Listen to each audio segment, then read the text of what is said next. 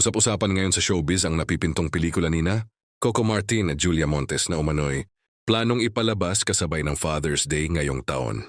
Dahil dito muling nabuhay ang intriga at espekulasyon ng publiko kung ang naturang proyekto ba ay may mas malalim na kahulugan, lalo na't matagal nang iniuugnay ang dalawa hindi lang sa trabaho kundi pati sa kanilang personal na buhay. Ayon sa mga kumakalat na balita sa social media, ang timing ng pelikula ay tila hindi raw aksidente.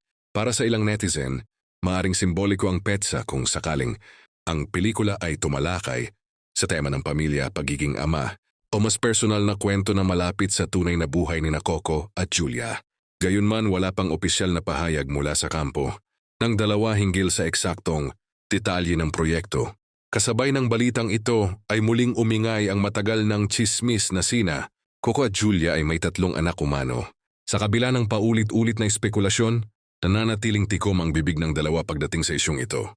Kilala ang magkasintahan sa pagiging pribado pagdating sa kanilang personal na buhay. Kaya't lalong nabibigyang malay ang publiko sa tuwing may bagong proyekto silang inilalabas.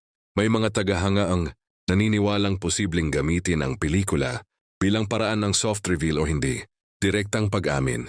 Habang ang iba naman ay nananatiling realistiko at nagsasabing trabaho lamang ito at walang kinalaman sa mga personal na isyong ibinabato sa kanila. Para sa ilan, sapat na ang makita silang muling magsama sa pelikula. Anuman ang tunay na estado ng kanilang relasyon, sana ngayon na nananatiling palaisipan kung may katotohanan ng mga hinala. Hanggat walang malinaw na kumpirmasyon mula kina Coco Martin at Julia Montes, mananatiling haka-haka ang lahat. Ang tiyak lamang, anumang proyekto na pagsasamahan ng dalawa ay tiyak na aabangan at pag-uusapan ng sambayanang Pilipino.